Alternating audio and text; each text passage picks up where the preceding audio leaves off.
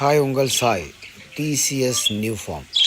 இந்த ஃபார்மெல்லாம் எப்படிலாம் க்ரியேட் பண்ணியிருக்கோம் அப்படின்றத விளக்கமாக நான் ஆடியோவில் சொல்கிறேன். முழுசாக வீடியோ ஸ்கிப் பண்ணாத பாருங்கள். வாங்க வீடியோக்குள்ளே போகலாம்.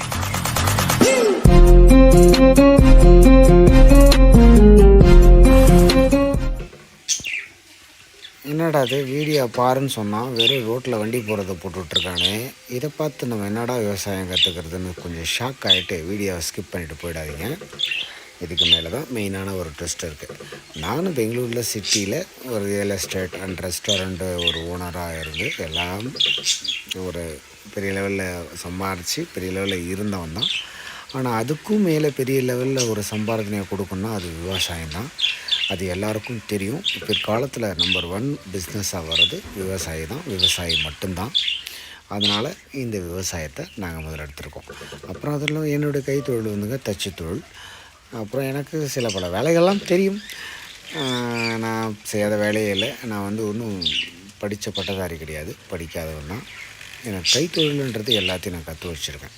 நானாக அந்த இடத்துல இருக்க ஃபார்ம் ஹவுஸில் வெல்டிங் வேலையிலேருந்து சிமெண்ட் வேலையிலேருந்து கார்பெண்டர் வேலையிலேருந்து சில வேலைகளை எல்லாமே பைப்பு ப்ளம்பரிங் எல்லா வேலையும் நானே எடுத்து போட்டு செஞ்சேன். ஏன் நான் தான் செஞ்சேன், உனக்கு என்ன எல்லாம் இருக்குல்ல, எடுத்து நீ காசை கொடுத்து வேலைக்காரங்களை வச்சு செய்யக்கூடாதா அப்படின்னு சொன்னால், விவசாயத்தில் இன்வெஸ்ட்மெண்ட் பண்ணுறது பார்த்திங்கன்னா கொஞ்சம் கம்மியாக தாங்க பண்ணணும். ஏன்னா விவசாயம் கம்மி இன்வெஸ்ட்மெண்ட்லேயே நிறைய சம்பாதிக்கிறதுக்கு நிறைய வழி இருக்குது. நான் பண்ணுற வேலையை நம்ம கொஞ்சம் எஃபெக்ட் போட்டால் தான் கொஞ்சம் காசை சேமிக்க முடியும்.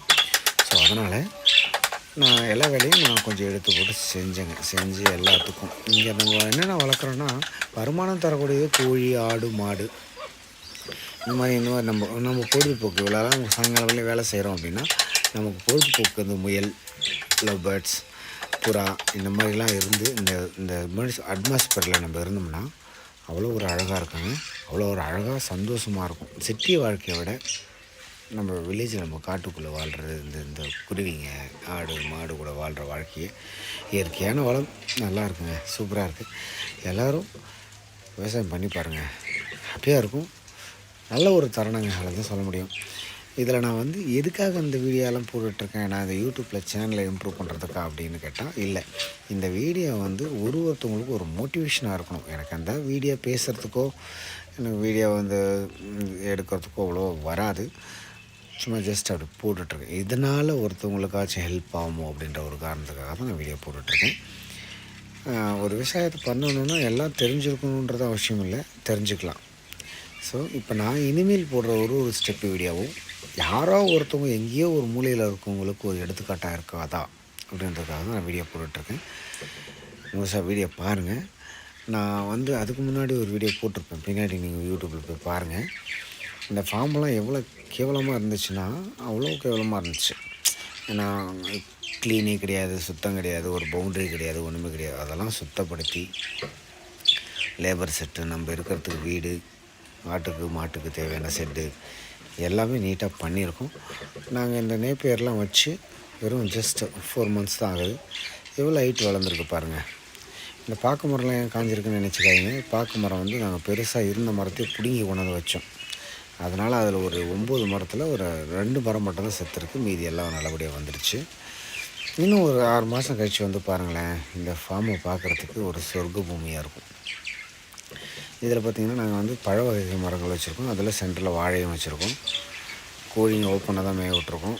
எங்கள் தோட்டத்தில் பார்த்திங்கன்னா முயல், நாய், லவ் பேர்ட்ஸ், புறா எல்லாமே இருக்குங்க. அழகாக இருக்கும். இந்த மாதிரி ஒரு ஆசை உங்களுக்கும் இந்த மாதிரிலாம் பண்ணணுன்னு ஆசையாக இருந்தால் கொஞ்சம் ஃபிட் பண்ணுங்க. இது காடை குஞ்சுங்க, காடையும் வளர்க்குறேன். ஸோ அதனால் எல்லோரும் விவசாயியாக இருந்தால் ஒரு லைக் அண்ட் சப்ஸ்கிரைபர் பண்ணுங்கள். அப்புறம் இந்த மாதிரி இருந்தால் நீங்கள் எவ்வளோ ஹாப்பியாக இருப்பீங்கன்றதை எனக்கு கமெண்டில் சொல்லுங்கள். இது உங்களுக்கு பிடிச்சிருக்கா பிடிக்கலையான்றது சொல்லுங்கள். அப்புறம் நாட்டுக்கோழி வளர்த்துட்ருக்க கோழி வகைகள். ஸோ இதெல்லாம் நான் ஒரு கிலோ ரேஞ்சில் வாங்கிட்டு வந்த குச்சிங்க தான். ஸோ இப்போ அவ்வளோ அழகாக இருக்குது. தேங்க்யூ.